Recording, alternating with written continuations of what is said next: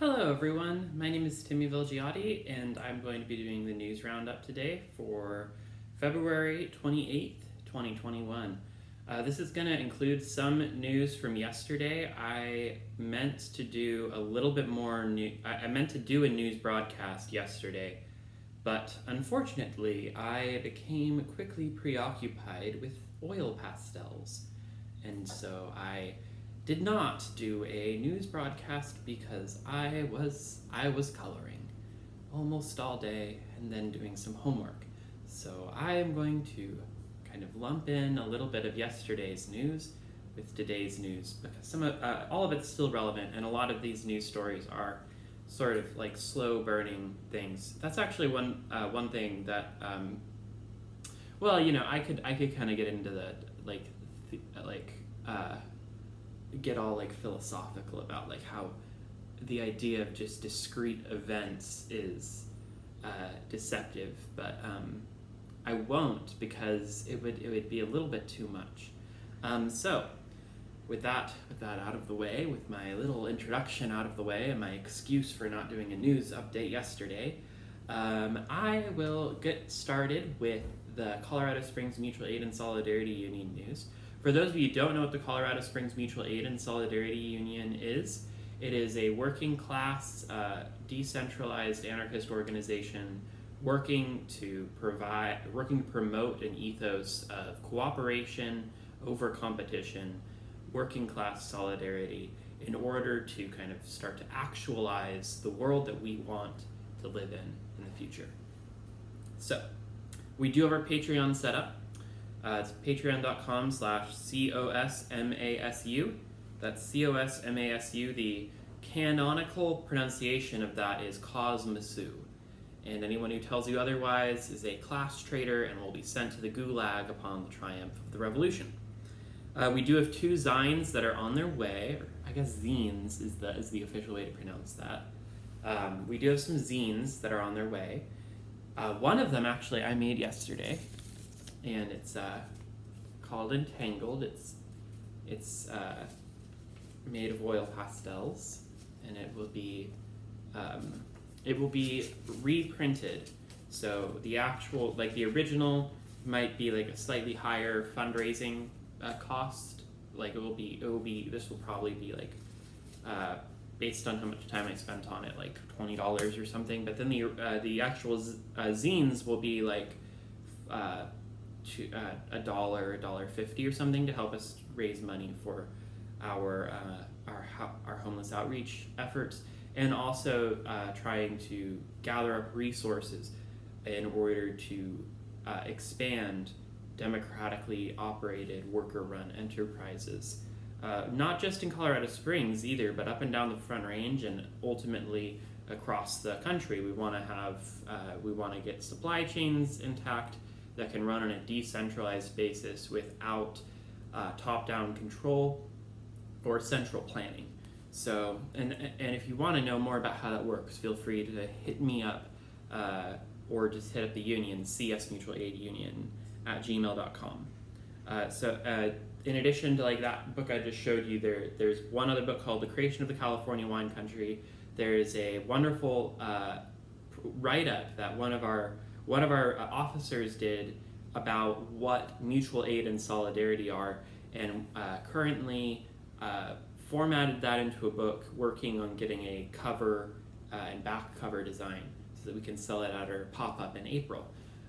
The other one is by my friend Isiama West, who's a Nigerian-American poet. She's been a great friend of mine. We met in like the first year of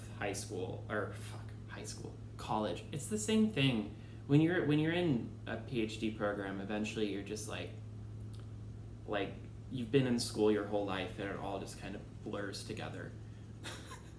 And then also our wonderful comrades out in Colorado Springs did a distribution at Dorchester Park.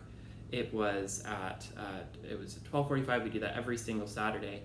We also have a Thursday drop-off from 5 to 7 p.m. at America the Beautiful Park.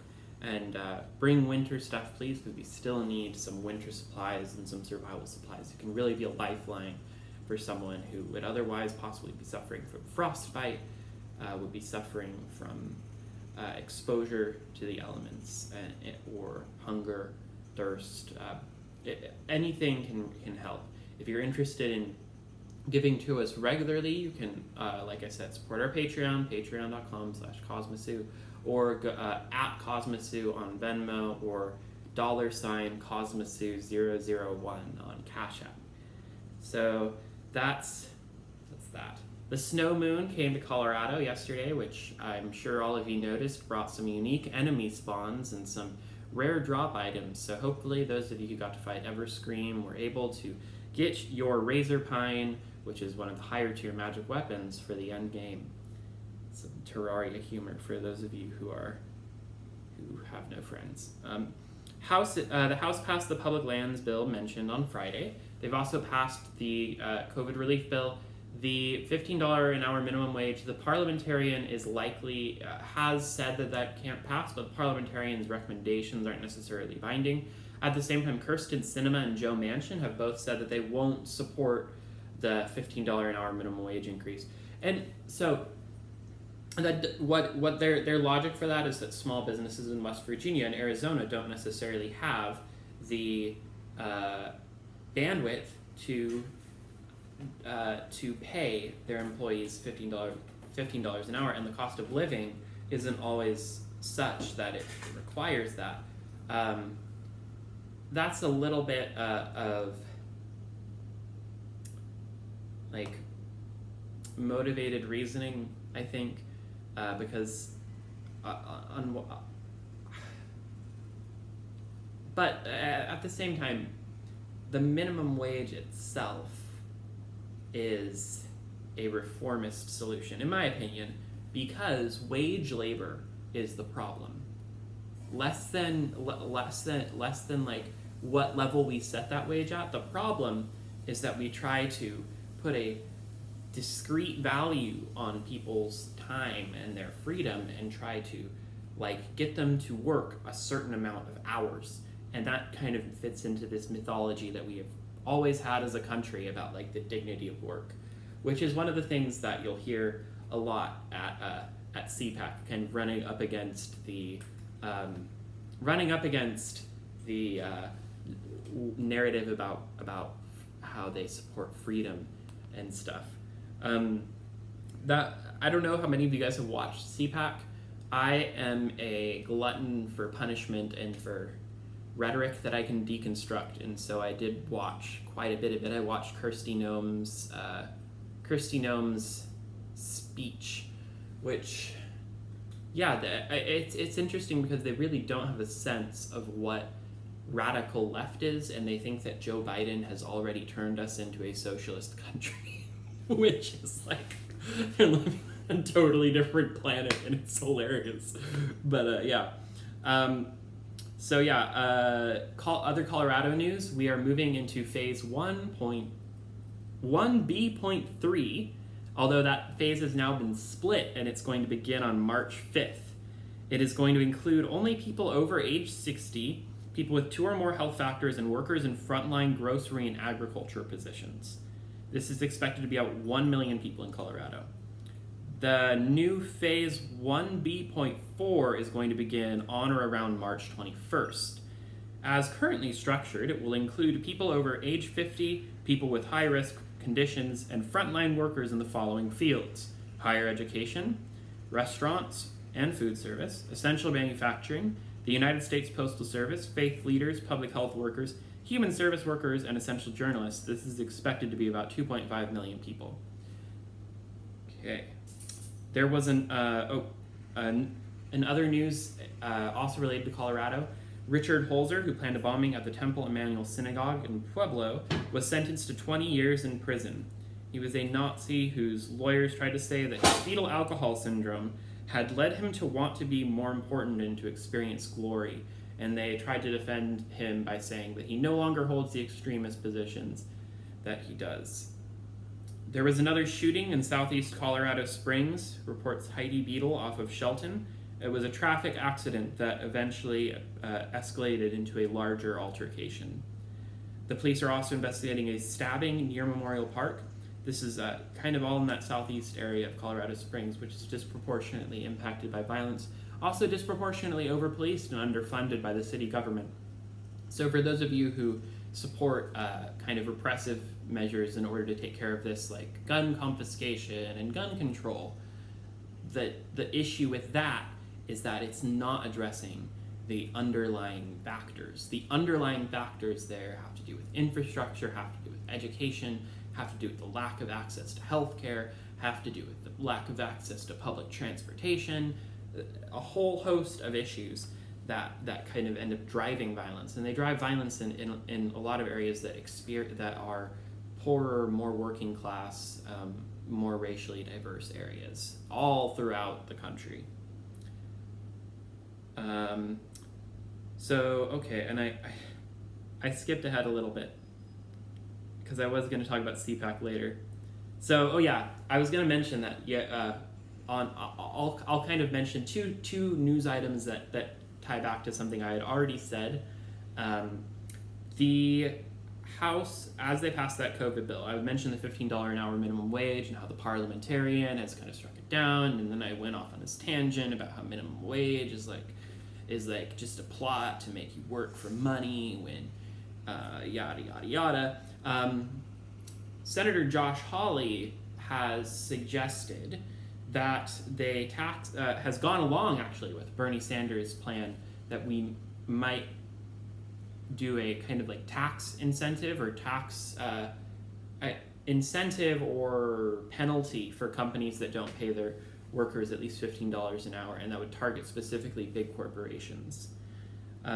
That's also been supported by Senate Finance Committee Chairman Ron Wyden of Oregon.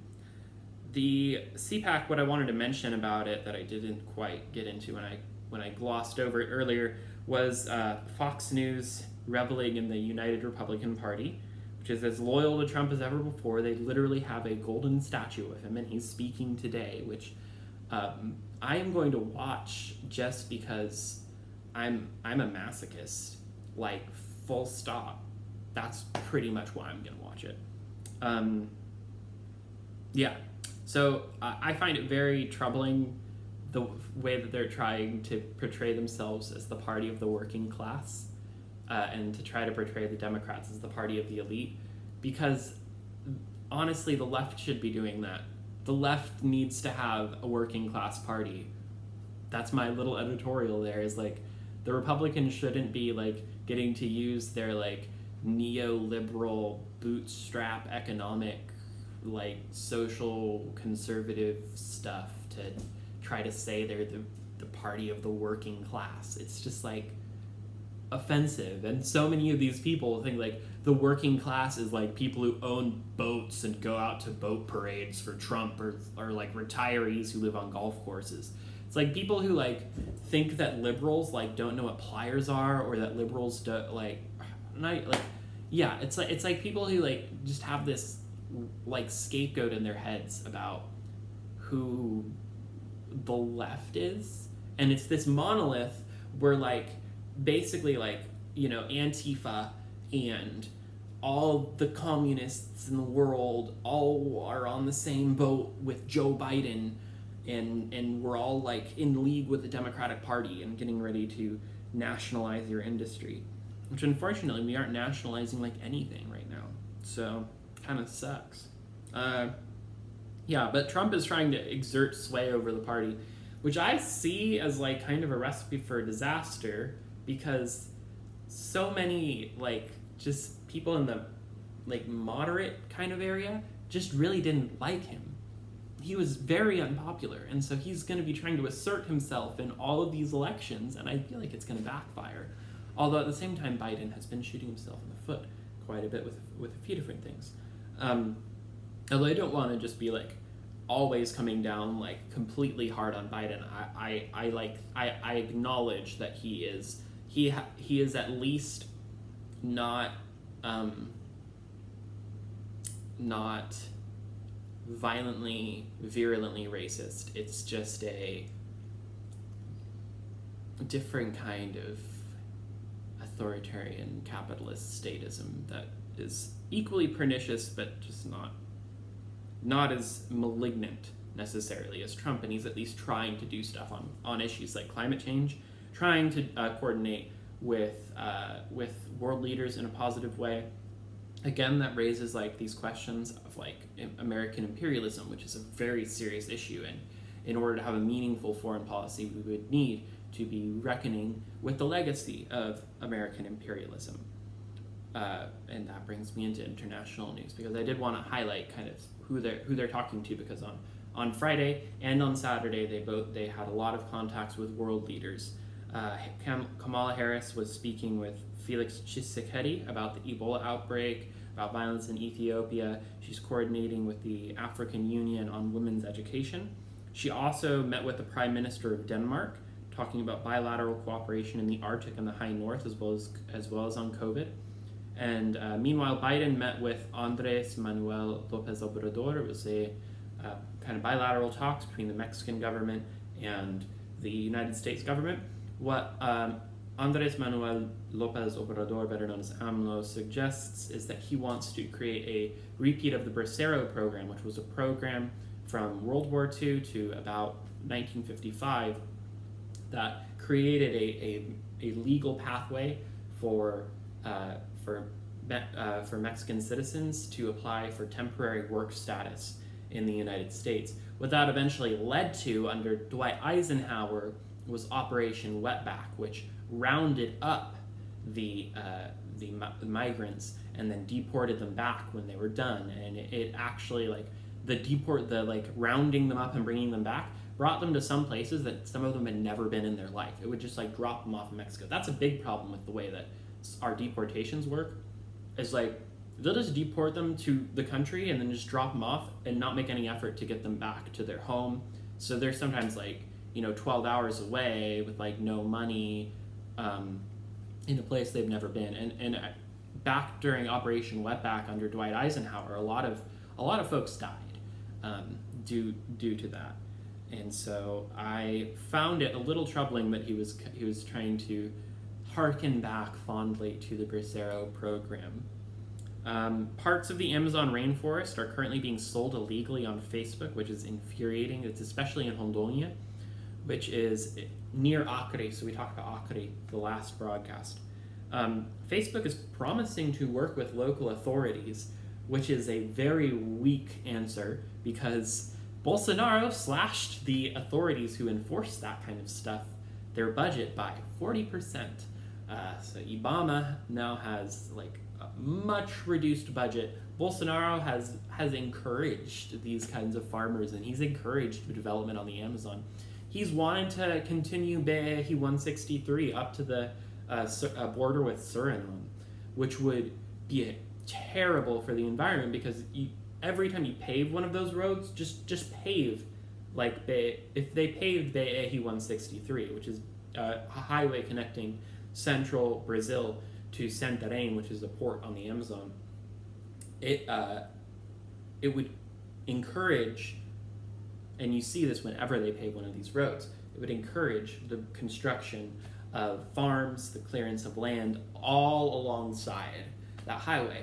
And what Bolsonaro has suggested is building a bridge all the way across the Amazon, which is 10 miles to Óbidos, that would then connect to Suriname.